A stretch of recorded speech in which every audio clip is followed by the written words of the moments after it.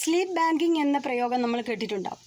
അവധി ദിവസങ്ങളിൽ ശരീരത്തിൻ്റെ ക്ഷീണം ഉറങ്ങിത്തീർക്കുന്നതിനെയാണ് സ്ലീപ്പ് ബാങ്കിങ് എന്നറിയപ്പെടുന്നത്.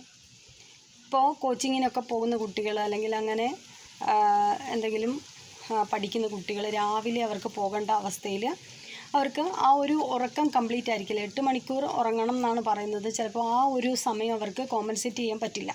ആ ഒരു 8 മണിക്കൂർ അവർക്ക് കിട്ടാത്തപ്പോൾ അതിനെ കോമ്പൻസേറ്റ് ചെയ്യുന്നതാണ് ഈ ഒരു സ്ലീപ്പ് ബാങ്കിങ്.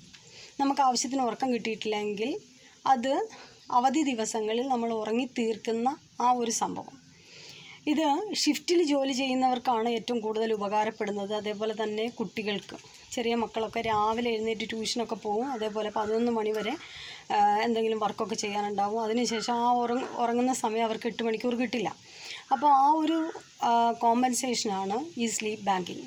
നമ്മൾ പൈസ ബാങ്കിലിട്ട പോലെ തന്നെയാണ് അത്യാവശ്യത്തിന് നമുക്ക് ഉപകരിക്കാൻ സാധിക്കുന്നത് പോലെ ഈ സ്ലീപ്പ് ബാങ്കിങ് നമ്മളുടെ ശരീരത്തിൻ്റെ ക്ഷീണം, അതേപോലെ തന്നെ ബ്രെയിനിൻ്റെ ആ ഒരു ക്ഷീണമൊക്കെ മാറ്റാൻ ഉപകരിക്കും.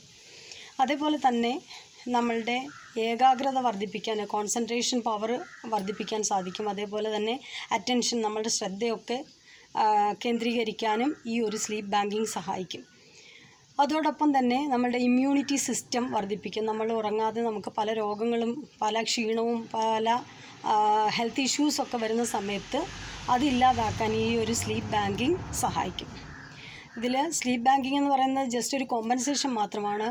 പറ്റുന്നതും അല്ലെങ്കിൽ കഴിയുന്നതും ആ ഒരു ടൈം ഷെഡ്യൂളിൽ തന്നെ കീപ്പ് ചെയ്യാൻ സാധിക്കുകയാണെങ്കിൽ, അതായത് ഇപ്പോൾ 10 മണി മുതൽ 6 മണി വരെ അങ്ങനെ ഉറങ്ങുന്ന ആ ഒരു കൃത്യസമയം, ഉണരുന്നതിനും ഉറങ്ങുന്നതിനും ഒരു കൃത്യസമയമുണ്ട് എങ്കിൽ ആ ഒരു ടൈം ഷെഡ്യൂൾ നമുക്ക് കീപ്പ് ചെയ്യാൻ പറ്റുകയാണെങ്കിൽ അതാണ് ഏറ്റവും നല്ലത്. ഇങ്ങനെ അത്യാവശ്യം ഘട്ടങ്ങളിൽ ഈ ഒരു സ്ലീപ്പ് ബാങ്കിങ് നല്ലതാണ്. Have A nice day.